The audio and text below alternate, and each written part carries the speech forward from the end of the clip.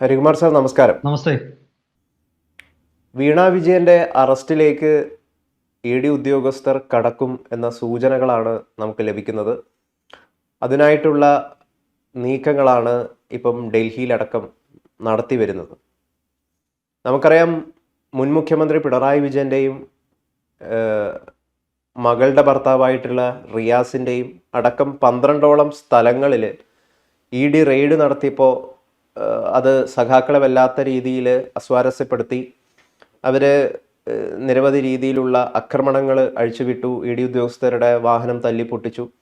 ഇത്തരത്തിലുള്ള വീരകൃത്യങ്ങളൊക്കെ ആ ഒരു ദിവസത്തേക്ക് മാത്രം ഒതുക്കിക്കളഞ്ഞു എന്ന് പറയുന്ന ഒരു സംഗതിയാണ് അവർ ചെയ്തത്.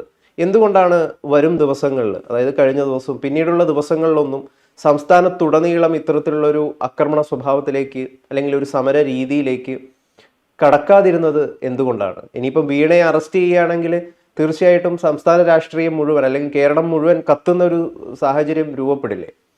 എന്തുകൊണ്ടാണ് ഇത്തരത്തിലുള്ളൊരു സമരമുറ ഒതുക്കിക്കളഞ്ഞത്? അതായത് ആ ദിവസത്തേക്ക് മാത്രം ഒതുക്കിക്കളഞ്ഞത് എന്തുകൊണ്ടാണ്?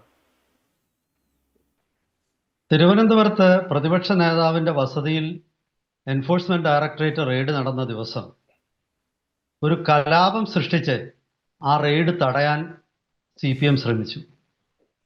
റെയ്ഡ് നടത്തിയ എൻഫോഴ്സ്മെന്റ് ഉദ്യോഗസ്ഥന്മാർക്ക് നേരെ വധശ്രമമാണ് നടന്നതെന്ന നിരീക്ഷണമാണ് ഈ കേസ് കൈകാര്യം ചെയ്യുന്ന തിരുവനന്തപുരത്തെ മജിസ്ട്രേറ്റ് കോടതി അഭിപ്രായപ്പെട്ടത്.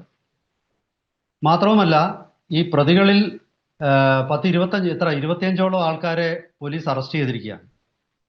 പലരുടെയും ജാമ്യാപേക്ഷ മൂവ് ചെയ്ത എല്ലാവരുടെയും ജാമ്യാപേക്ഷ തള്ളിക്കളഞ്ഞിരിക്കുകയാണ് കോടതി അതീവ ഗൗരവമായ ഒരു കുറ്റകൃത്യമായിട്ട് മാത്രമല്ല ഇത് കാണുന്നത്, ഇതിന്റെ പിന്നിൽ ഒരു ആസൂത്രണം ഉണ്ടെന്ന നിരീക്ഷണവും കോടതി നടത്തിയിരിക്കുന്നു. ഇത് വല്ലാത്ത ഒരു അവസ്ഥയിലേക്ക് CPM-നെ എത്തിച്ചിരിക്കുകയാണ്.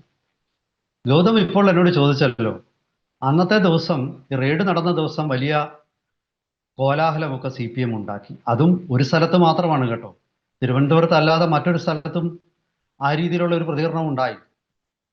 പക്ഷേ അന്നത്തേക്കാൾ കൂടുതൽ ബഹളം വെക്കേണ്ടത് പിന്നീട് വരുന്ന ദിവസങ്ങളിലാണല്ലോ. കാരണം കോടതി നടത്തിയ നിരീക്ഷണങ്ങളും അതുപോലെ തന്നെ ഇപ്പോൾ ED തന്നെ പുറത്തു വിട്ടിരിക്കുന്ന വിവരങ്ങളും ഒക്കെ തീർച്ചയായിട്ടും CPM-നെ സംബന്ധിച്ചിടത്തോളം ഞെട്ടൽ ഉളവാക്കുന്നതാണ്. ഈ വിവരങ്ങളൊന്നും പിണറായിയുടെ മകളായ വീണയ്ക്ക് മാത്രമല്ല, പ്രതിപക്ഷ നേതാവായ പിണറായിക്കും ആത്യന്തികമായിട്ട് CPM-നും തന്നെ ഞെട്ടലുണ്ടാക്കുന്നതാണ്. എന്നിട്ടും ഒരു ശബ്ദവും എങ്ങും കേൾക്കുന്നില്ല, ആരും അനങ്ങുന്നില്ല. എന്താണ് അതിൻ്റെ അർത്ഥം? വളരെ ലളിതമാണ്. CPM-ന് ഒരു ദീർഘനാൾ നീണ്ടു നിൽക്കുന്ന സമരം നടത്താനുള്ള ശേഷി നഷ്ടപ്പെട്ടിരിക്കുന്നു. ഒന്നാമത്തേത് അതാണ് ഞാൻ പറയുന്നത്. നമുക്കത് വിശദമായിട്ട് ഞാൻ അതിലേക്ക് വരാം.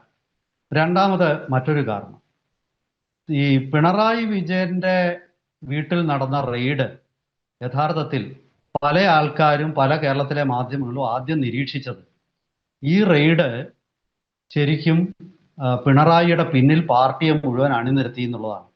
അത് ശുദ്ധ മണ്ടത്തരമാണ്. പിണറായിയുടെ പിന്നിൽ പാർട്ടി ഒന്നും അണിനിരത്തിയിട്ടില്ല.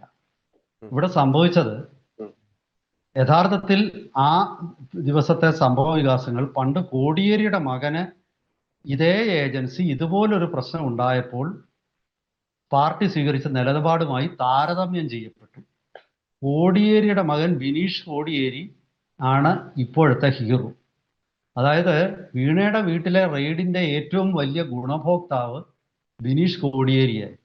ബിനീഷ് കോടിയേരിക്ക് ഇത്തരത്തിലുള്ള ഒരു ആനുകൂല്യവും കിട്ടിയില്ലെന്നും അദ്ദേഹത്തിന് വേണ്ടി പാർട്ടി ഒരു ചെറുവിരൽ അനക്കിയില്ലെന്നും ആത്യന്തികമായി സഖാവ് കോടിയേരി ബാലകൃഷ്ണനെയും അദ്ദേഹത്തിന്റെ കുടുംബത്തെയും ആരൊക്കെയോ കുരുതി കൊടുത്തുവെന്നും ഒക്കെയുള്ള ആരോപണങ്ങളാണ് ഇപ്പോൾ പലയിടത്തും നിറയുന്നത്. പരോക്ഷമായിട്ട് അങ്ങനെ ആ കുടുംബം ഈ ഒരു ED റെയ്ഡിനെ തുടർന്ന് ലൈംലൈറ്റിൽ വന്ന് അവർക്ക് മാത്രമാണ് നേട്ടം. പിണറായിയുടെ മകളെ സംബന്ധിച്ച് പിണറായി തന്നെ ഏറ്റവും ഒടുവിൽ ഒരു മണ്ടത്തരം പറഞ്ഞു. അതായത് വീണയെ അപകടത്തിലേക്ക് തള്ളിയിട്ടു എന്ന് ഞാൻ പറഞ്ഞു. ഈ വിഷയത്തിൽ പിണറായി വിജയൻ പറഞ്ഞത് എന്നെ ED ചോദ്യം ചെയ്തു, എന്നോടൊന്നും ചോദിച്ചില്ല എന്നാണ്. അപ്പൊ പിന്നെ എന്തിനായിരുന്നു പാർട്ടി ഈ ബഹളമൊക്കെ വെച്ചത്? പാർട്ടി തന്നെ നേരത്തെ പറഞ്ഞിട്ടില്ലേ, കോടിയേരിയുടെ മകന്റെ വിഷയം വന്നപ്പോൾ പാർട്ടി പറഞ്ഞു പ്രായപൂർത്തിയായ മക്കളുടെ കാര്യത്തിൽ പാർട്ടിക്ക് ഉത്തരവാദിത്തമില്ലെന്ന് പാർട്ടി പറഞ്ഞിട്ടുണ്ട്. അവർ സ്വതന്ത്ര വ്യക്തികളാണ്. അപ്പോ പിന്നെ എന്താണ് ഇതിനകത്തിലെ വിഷയം? പ്രായപൂർത്തിയായ പാർട്ടി മക്കളെ ചോദ്യം ചെയ്താൽ പാർട്ടിക്കാർ വന്ന് ബഹളം വെക്കണം. സംസ്ഥാന സെക്രട്ടറിയും ഒരു മുൻ വിദ്യാഭ്യാസ മന്ത്രിയും തിരുവനന്തപുരം ജില്ലാ സെക്രട്ടറിയും ഒക്കെ വന്ന് അവിടെ കാത്തുകെട്ടി കിടക്കണം. അതിന്റെ പേരിൽ പാർട്ടി സഹാക്കൾ ജയിലിൽ പോകണം. ജയിലിൽ പോയാൽ ജാമ്യം കിട്ടാതെ അവർ ജയിലിൽ കിടക്കണം. CPM-ന്റെ തിരുവനന്തപുരത്തെ അക്രമത്തിന്റെ ഏറ്റവും വലിയ സ്പോൺസറാണ് IPB. തിരുവനന്തപുരത്ത് IPB-നു ഇലക്ഷനിൽ തോറ്റുപോയി. ഇപ്രാവശ്യം ലോക്കൽ ബോഡി ഇലക്ഷനിൽ നഗരസഭയിൽ നിന്ന് തോറ്റുപോയി. പക്ഷേ IPB-നുമാണ് CPM-ന് ആളിനെ സംഘടിപ്പിച്ചു കൊടുക്കുന്നത്. ആ IPB-നു അകത്തുപോയി. ഇനി ഇപ്പോഴെങ്കിലും ജാമ്യം കിട്ടത്തില്ല. വലിയ ബുദ്ധിമുട്ടാണ്. ഈ കേസിൽ ആത്മാർത്ഥമായിട്ട് ED ഈ കേസുമായി മുന്നോട്ട് പോവുകയാണെങ്കിൽ CPM-ന്റെ താഴെ തട്ടിലുള്ള ഒരുപാട് നേതാക്കന്മാർ വർഷങ്ങളോളം ജയിലിൽ കിടക്കേണ്ടത്. എന്തെങ്കിലും കാരണം പല മാധ്യമങ്ങളും ചർച്ച ചെയ്യുന്ന പോലെ ഉടൻ തന്നെ അവരെ തീഹാർ ജയിലിലൊന്നും കൊണ്ടുപോകില്ല, കേരളത്തിൽ തന്നെ ആയിരിക്കും. പക്ഷേ തീഹാർ ജയിലിലോട്ട് പോകാൻ സാധ്യതയുള്ള ഒരാളുണ്ട്, അത് വീണ വിജയൻ തന്നെയാണ്. മുഖ്യ കുറ്റാരോപിത ഈ കേസിലെ പ്രതി പല കാരണവശാലും തീഹാർ ജയിലിലോട്ട് പോകാനും സാധ്യതയുണ്ട്. CPM എന്തുകൊണ്ട് ഇതിലൊന്നും ഇപ്പം ഒരു ബഹളവും വെക്കുന്നില്ല എന്നൊരു ചോദ്യം അതാണല്ലോ നമ്മുടെ മുഖ്യ ചോദ്യം. അതിന് മൂന്നാമത്തെ കാരണം കൂടെ പറഞ്ഞിട്ട് ഞാൻ ആദ്യത്തെ ഓരോന്നായിട്ട് വിശദീകരിക്കാം. മൂന്നാമത്തെ കാരണം, പണ്ട് CPM കേരളത്തിൽ ഉടനീളം എല്ലാത്തരം സമരങ്ങളും സംഘടിപ്പിക്കുകയും അതിൻ്റെ ഇടയിൽ പ്രതിയോഗികൾക്ക് നേരെ ആക്രമണവും അല്ലെങ്കിൽ പൊതുസ്വത്ത് നശിപ്പിക്കുകയും എല്ലാം ചെയ്തിരുന്നത് CITU എന്ന സംഘടനയെ ഉപയോഗിച്ചാണ് പഴയ കാലത്ത്. ആ CITUവിനെ CPM തന്നെ ഇല്ലാതാക്കി. ഇപ്പൊ CITU പല്ലും നഖവും ഇല്ലാത്ത ഒരു സംവിധാനമാണ്. ഇപ്പോഴത്തെ CPM-ന്റെ ആക്രമണത്തിന്റെ കുന്തയും അതുപോലെ DYFIയുടെ കുറെ ആൾക്കാരും പിന്നെ വാടകയ്ക്ക് എടുക്കുന്ന കുറെ ഗുണ്ടകളും.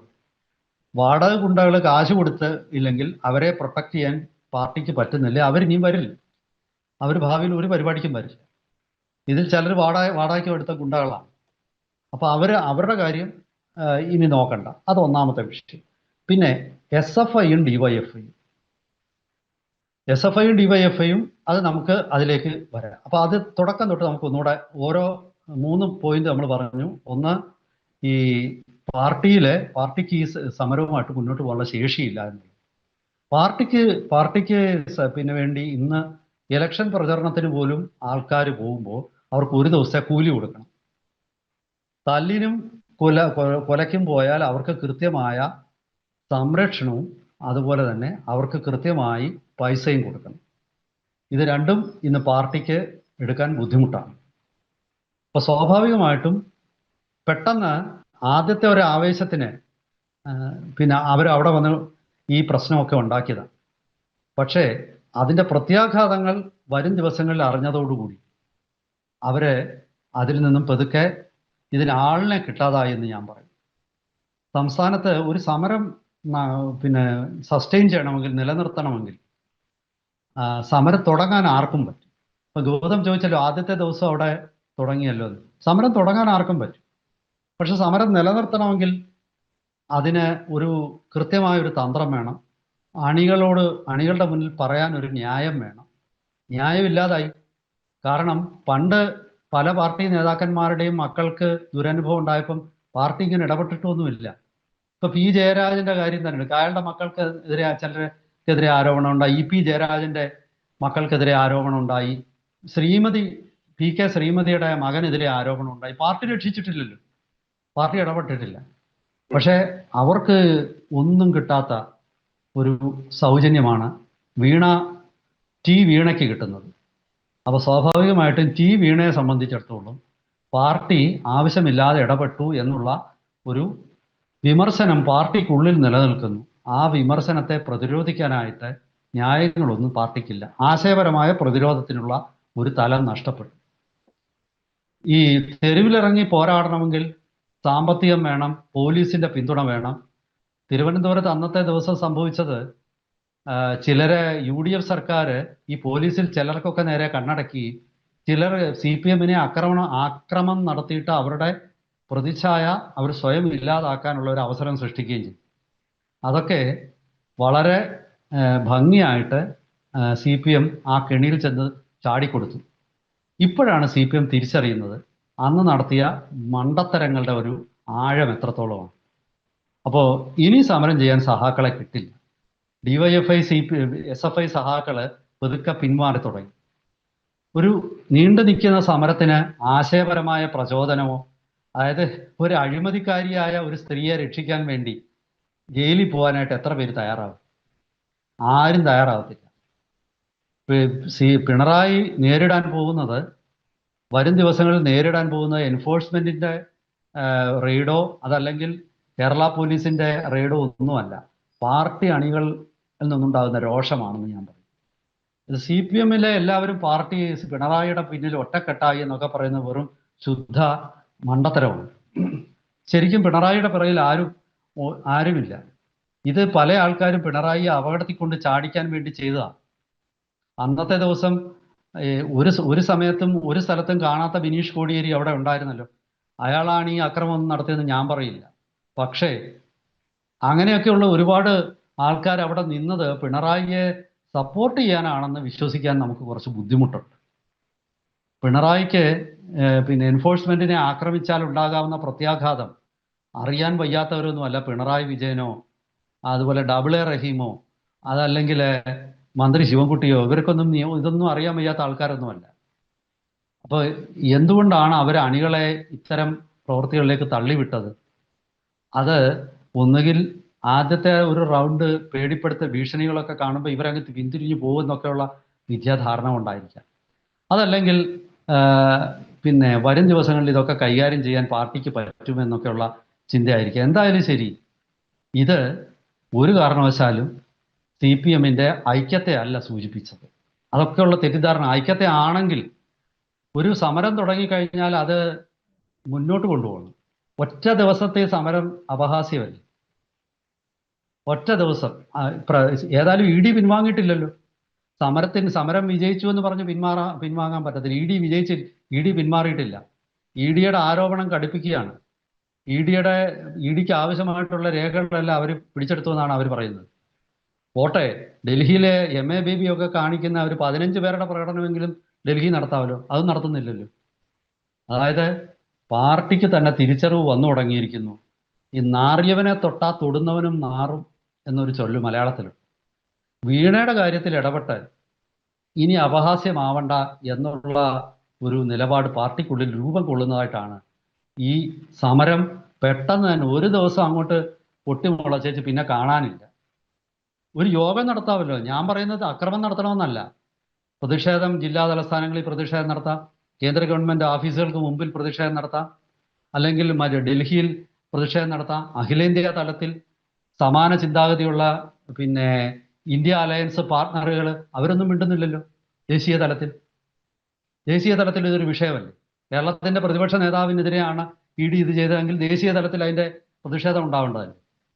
ഈ വിഷയത്തിൽ പിണറായിയെ സപ്പോർട്ട് ചെയ്യാനായിട്ട് ഏതെങ്കിലും രാഷ്ട്രീയ പാർട്ടികൾ മുന്നോട്ട് വന്നിട്ടുണ്ടോ? CPM അല്ലാതെ. അപ്പോൾ ഈ സമരം ഒറ്റ ദിവസം കൊണ്ട് ഫ്യൂസ് ഊരിപ്പോയി, കാറ്റുപോയി. ഇതാണ് ഞാൻ മനസ്സിലാക്കുന്നത്. വീണ തായ്ക്കണ്ടി ഇനി ഏതെങ്കിലും ജയിലിലേക്ക് പോകും.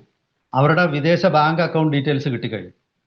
അവർ എങ്ങനെയാണ് ഇവിടുന്ന് പണം അങ്ങോട്ട് കടത്തിയെന്നുള്ളതിൻ്റെ, അതായത് മണി ട്രെയിൽ എന്ന് പറയുന്ന ഒരു സംഭവം, അതാണ് ഏതൊരു അഴിമതി കേസിലും പ്രധാനം. എവിടുന്ന് കിട്ടി, എങ്ങനെ നിക്ഷേപിച്ചു, എങ്ങനെ ചെലവാക്കി, അത് EDയുടെ കിട്ടിക്കഴിഞ്ഞു. ഒരുപക്ഷെ ആ തിരിച്ചറിവിലായിരിക്കാം ഇനി ആവശ്യമില്ലാതെ പോയി പിന്തുണച്ചിട്ട് നമുക്കൂടെ പ്രശ്നം ഉണ്ടാകേണ്ടെന്ന് കരുതിയായിരിക്കണം മറ്റാരും ഇതിൽ ഇടപെടാത്തത്. CPM-നെ ദേശീയ തലത്തിൽ ഇടതുപക്ഷ മതേതര മുന്നണികൾ ആരും തന്നെ CPM-ന്റെ സപ്പോർട്ടിന് എത്തിയിട്ടില്ല, എത്താനും പോകുന്നില്ല. മറ്റൊരു സംസ്ഥാനത്തെ പ്രതിപക്ഷം ഭരിക്കുന്ന സംസ്ഥാനങ്ങളിലെ മുഖ്യമന്ത്രിമാരും ഇതിനകത്തിലൊന്നും ഇടപെട്ടില്ല.